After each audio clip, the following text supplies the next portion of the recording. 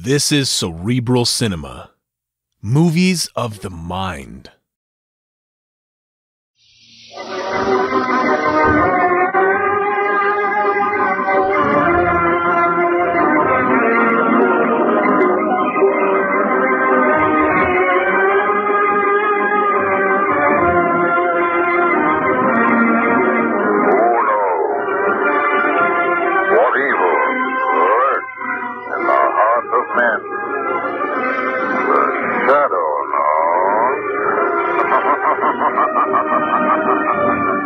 We'll be back in a moment with tonight's episode of The Shadow, but first this word. Hear Joe Dolan Saturday nights on KHJ Radio 93. From City Hall to Zanzibar, let's hear what you have to say on any subject that interests you. Saturday nights from 7:05 until midnight. Call Joe Dolan and he'll provide you with a forum for your blast and bouquet. On KHJ, the information station for Los Angeles. And now, tonight's episode of The Shadow. The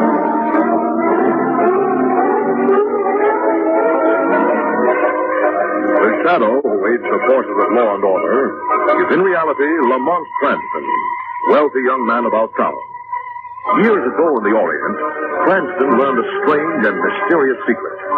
The hypnotic power to cloud men's minds so they cannot see him. Cranston's friend and companion, the lovely Margot Lane, is the only person who knows to whom the voice of the invisible shadow belongs. Today's drama, Death on the Rail.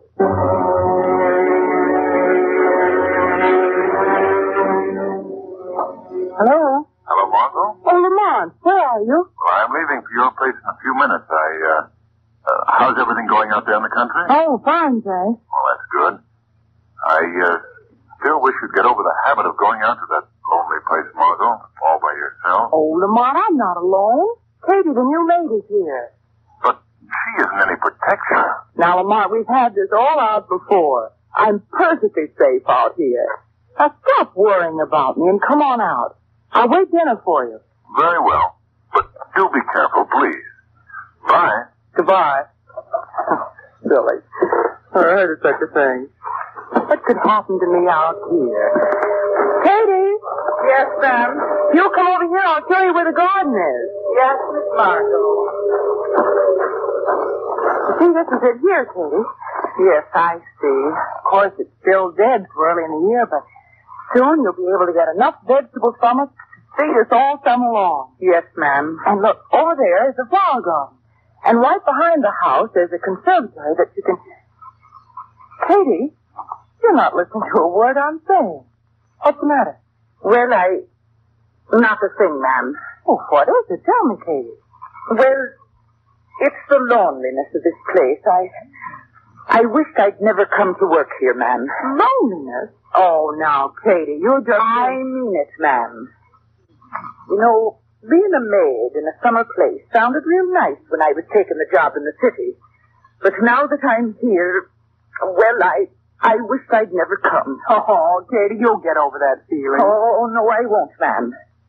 Why, last night, before you come here, Miss Lane, I heard so many noises and creakings and groanings that I thought I'd be jumping out of my skin. Oh, you're not afraid, are you, Katie? Frankly, ma'am? Well, yes, of course. I am. Oh, and for good reason. Only last night I come in the kitchen and I seen a ghost. A ghost? Yes, ma'am, a ghost. It just stood there staring at me. Of course, when I come nearer, it turned out to be a mouse standing in the corner all covered with cobwebs. Oh, you can laugh, ma'am. But if I hadn't already got me full growth, believe me, it would have scared me out of the list. Well, there are no ghosts around here, Katie, I can assure you. Come on now, we better be getting inside. I think it's going to rain. Yes, ma'am. Now, it's none of my business, I know, ma'am. But why were you after picking out a place so far from civilization like this? Why, we've been coming here for years, Katie.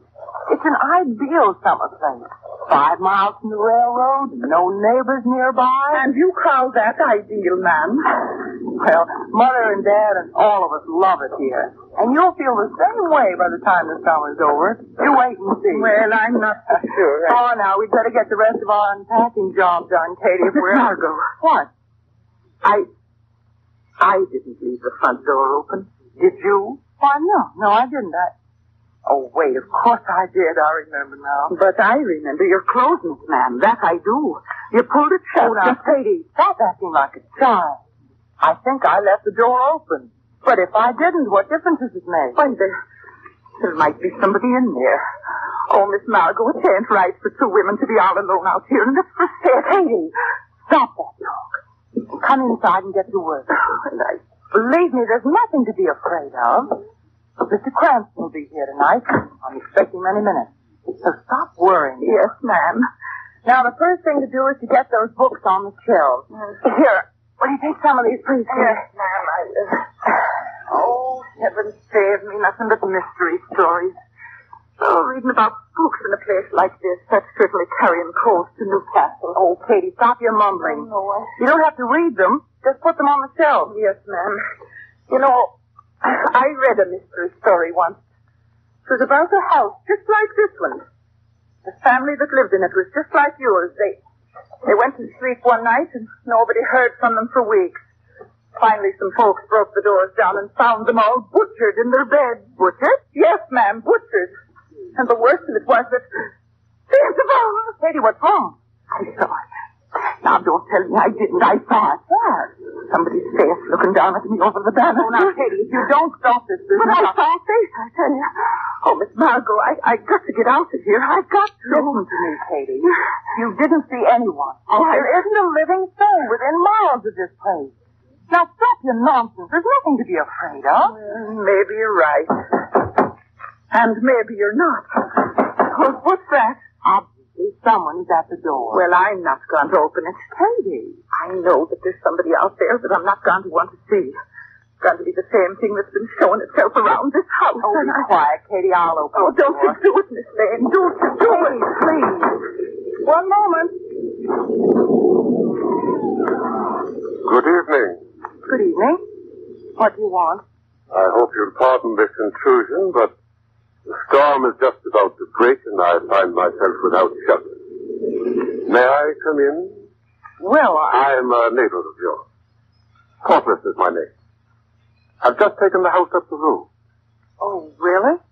Which way up the road? To the right. Big white place with a stone gateway. Oh. Yes, I'm taking possession tomorrow. But I stroll about the countryside and get acquainted. How interesting. It's a beautiful house. Yes. Lovely solarium on the first floor. I like it. And that's a delightful swimming pool behind the garden. Yes, delightful. Mr. Portless, that house happens to belong to my father's business partner, and he wouldn't part with it for anything. It has neither a solarium nor a swimming pool. Uh-oh. And besides, is it your custom to take a valise along with you for a little stroll through the countryside? I knew it. I knew it was something dreadful when I heard the knock.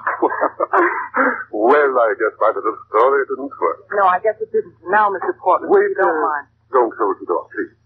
I only told you that because I wanted to avoid alarming you. Thought it would make things a good deal more simple if I appeared to be a neighbor, since I am forced to ask you to put me up for the night. To ask me to what? Let me explain.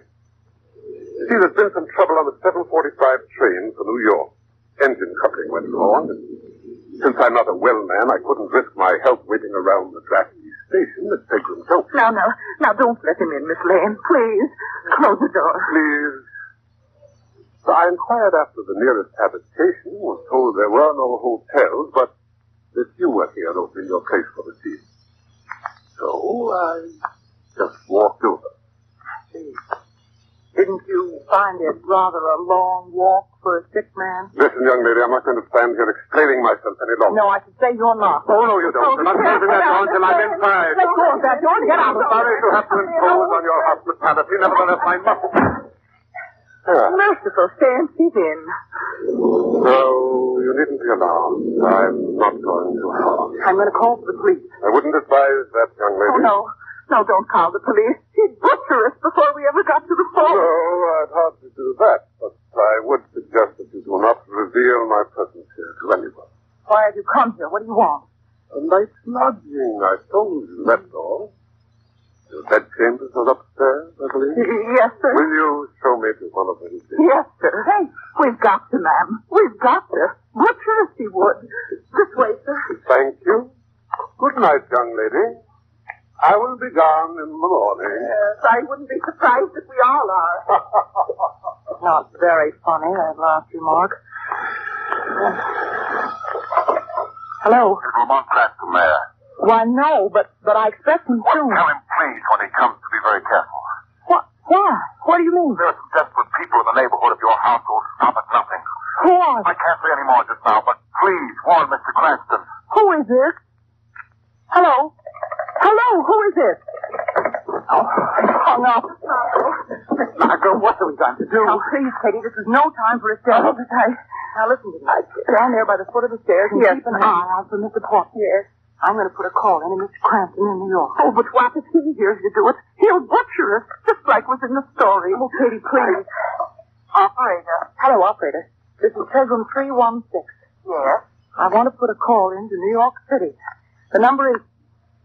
Operator. Operator, you still there? Operator. Operator. This phone's gone dead. Hello? Hello? The door. The door's opening. Look, someone's coming in. What do you want? Who are you? Where is he? Who? Who are you looking for? You know who I'm looking for. He's here all right. I saw him come in, so there's no point in trying to lie to me. She's got a knife. She's carrying a knife in her hand. Shut up, you. Yes, ma'am. Now, where is he gone? Where is he hiding? It's Mr. Porter. She's looking for that there Mr. Porter. That's who I want. Tell me where he is. You have no right to come into my house. Tell me where he is, I said. Upstairs. He went upstairs. Oh, trying to hide from me. Well, I'll show him. You show me what, Eloise? There you are. I found you. He's got a gun. Please, both of you. You didn't expect this sort of a reception, did you, Eloise? You're not frightening me, Porter. I'm not afraid of that gun. Katie, go quickly for help. Stay where you are, all of you. Still the big, brave man when you're confronted by women, aren't you, Porter? Put down that knife, Eloise. Oh, no. You will never learn discipline, will you? Give me that knife. I'll give it to you. In your heart. Oh, thanks above us. In his heart, he said. Please, I can't stand anymore. Knife, Eloise. I'm going to give you the count of 3 to drop it. If you still insist on crossing me, I'll kill you on the spot. All right, now. 1. Oh, give it to him, miss. You wouldn't dare to kill me. Believe you know me better than that. 2. Give it to him, please. Stop it. Will you give me that knife? No. I've bent to your will for the last time. I've warned you. Yes, he's warned you. He'll do it. He'll kill you. Give him the knife. No. 3. Get it. Get him.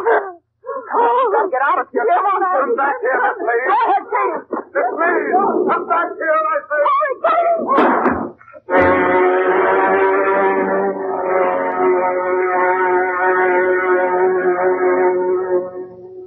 Shelley Berman, is it true that comedians are the world's most unhappy people? Richard Chamberlain, do you object to being called squeaky clean?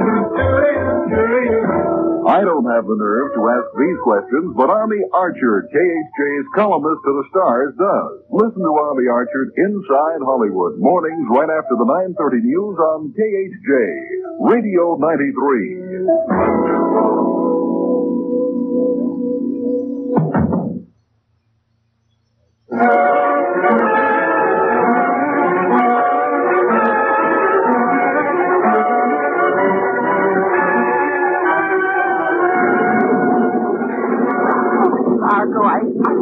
Another step. You've got to take it. Get to the junction. That man may fall. Oh, but he didn't leave the house. We've seen that. That makes no difference. Come on. But look back there.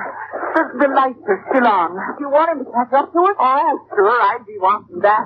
I think not. Well, then come on. Miss Margot, there's a car coming down the road. Yes, we've got to stop. Perhaps they can help us. Yes. Stand out here in the road with me, Kate. Oh, but what if they don't see us? They'll run us over. They'll see us. Wave your arm. Well, yes, I'm making like a windmill, I am. Hey, look up you. Hey. Come on, Kate. All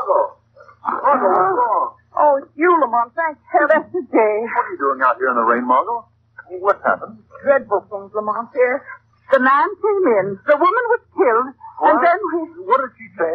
a strange man forced his way into the house and said he was staying the night. Yes, and then the woman came. The dead one. A dead woman came to the house? She wasn't dead when she came in. The man stopped and killed her. Well, where is the man now? I think he's still in the house. Get off of the road. Here comes another accident. Look out, Margot. Oh, those fools. They saw us standing here. Look. Look, that car. It's slowing down in front of the house. Yes. Oh, good heavens. But look, they're throwing someone out of the car. Oh, stop. It's another killing. Come on, Margot. We must get back to the house at once. Listen. Do you hear that, Margot? Yeah. He's coming from down here by the head. It was him. Him that was thrown from the car. I know it. Hey, don't make so much noise. You don't want thoughtless, did you? It was him that was thrown from the car. I know it. Let's have a look at this fellow. There he is, Lamont, lying on the ground. Look here. Who is that? No, don't be alarmed, old man. Take it easy. We're here to help you. Lamont, look at his shirt. It's covered up. You're Can I help now? Take it easy, old man. Take it easy. We'll be the judge of that. No. Here. Let's have a look at it. No. Just leave me alone. Let me die. Oh, we can't do that. You've got to let us help you. Just a minute now. Here. Give me a hand with him, Margot.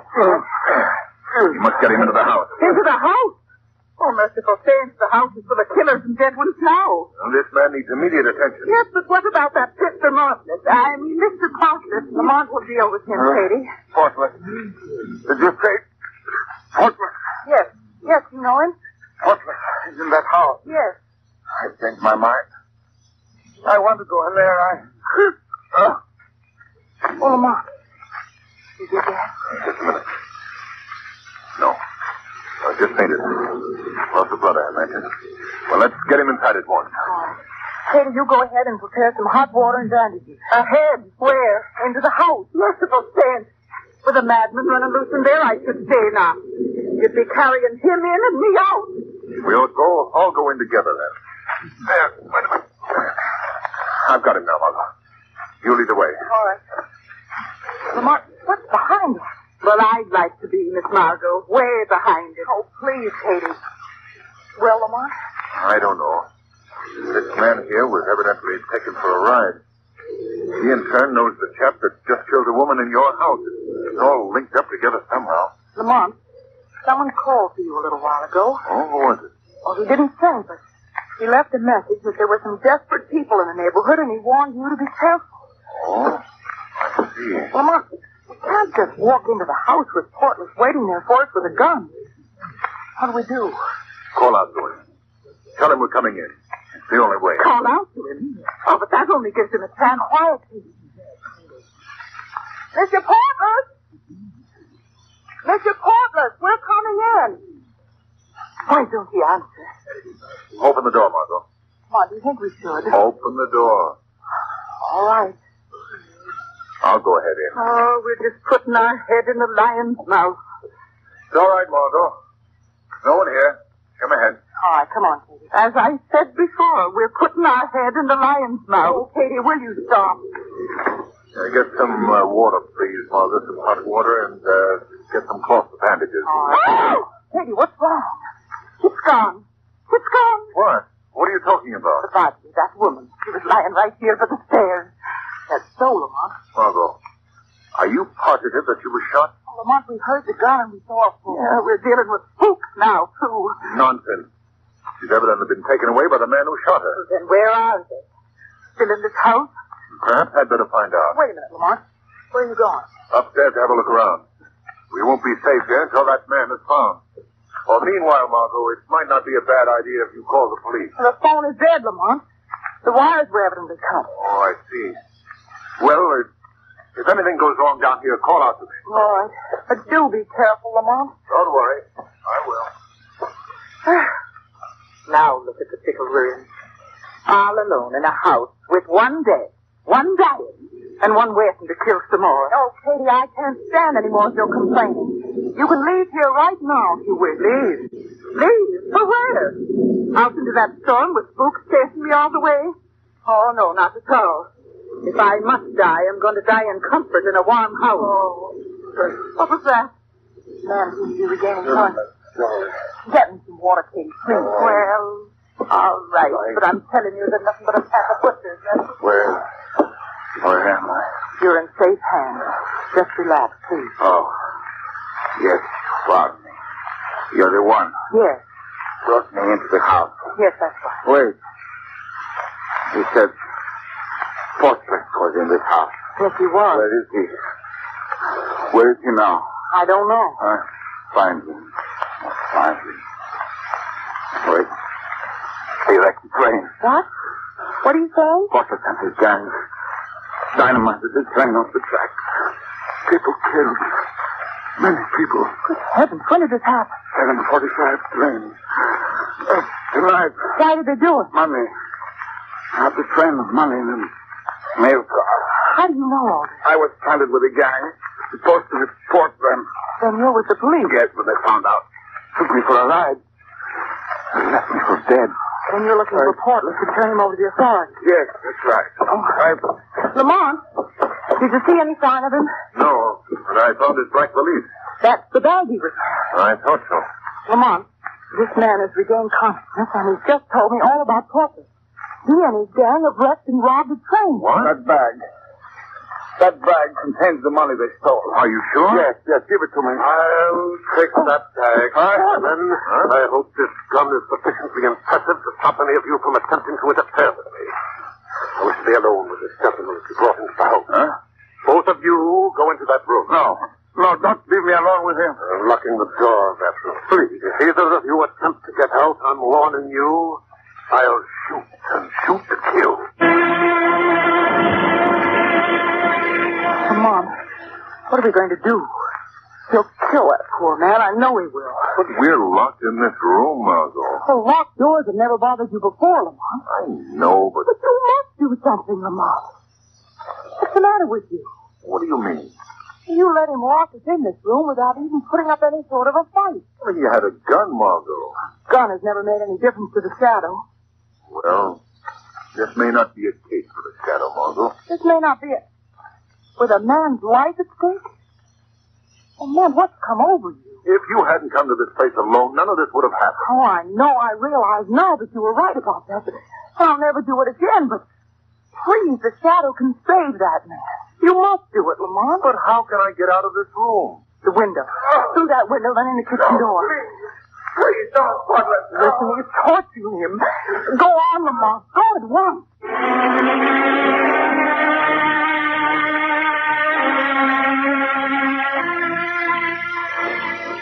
I've spent enough time with you, no doubt. Now you're going to pay for double crossing. No, leave me alone. Why hasn't the Shadow gotten in there? Give away from me, Butler. Give away. The Shadow is there. What was that? Where did that voice come from? It appears that I arrived here just in time, eh, Mr. Portland? Where are you? Who are you? I believe that you might know me as the Shadow. I see that the name is a familiar one to you. Then you must know why I'm here. I'm not going to interfere with my plans, Shadow. Put down that gun, Portland. Oh, good heavens. You don't frighten me. Put down that gun, I say. Attaboy, Lamont. Let me warn you, Shadow, you may be invisible, but I have a very keen sense of hearing. Very keen indeed. I know exactly where you are right now by the sound of your voice. That'll be of no help to you, Portland. Quite the contrary. You're made of flesh and blood, aren't you? A well-directed bullet will find its mark in your body whether you remain invisible or not. Others have tried your little scheme, Portland, but they've failed. Just as you will fail. Well, I'm superior to others. Listen to him. I can just prove that. How? By taking away your gun. Oh, no, you don't. Oh, Lamont. How do you like Lamont. that, Mr. Shadow? I told you you'd let your match. Oh, no. What's happened? Lamont. No. That's all that remains of the Shadow. No. No.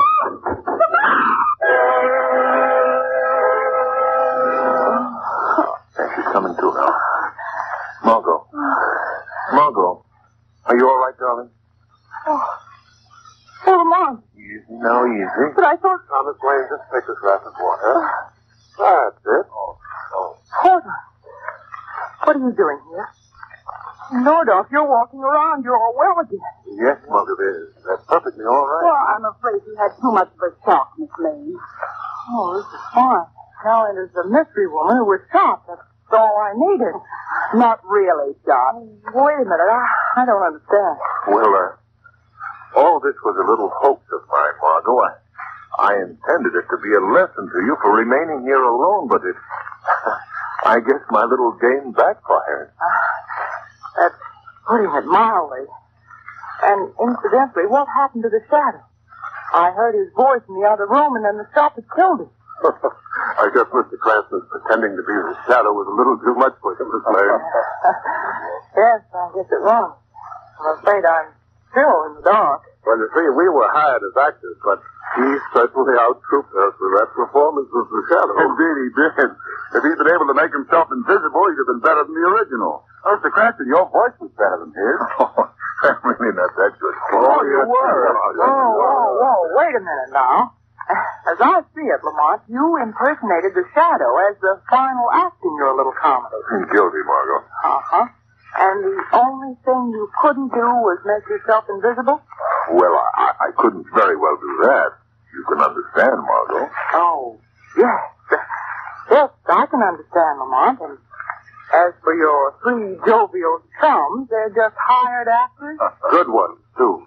Local managers, please note. I see. Well, from now on, Mr. Cranston, if you don't mind, I'll take all my performances behind the footlights.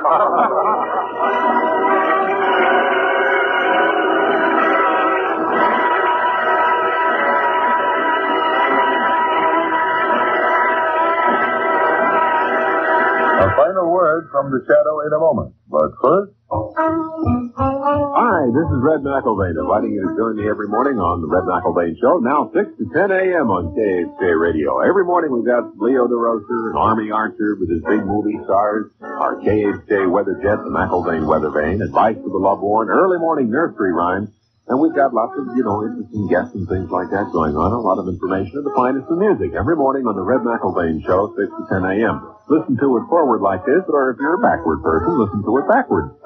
Yes. No, me, bro, never can't bear them all. No, we're turning me, bro, no. But if you're a forward-thinking person, then jump in on the Red McElvain Show and listen to it like this. The shadow will return again next Sunday after the 5 p.m. news.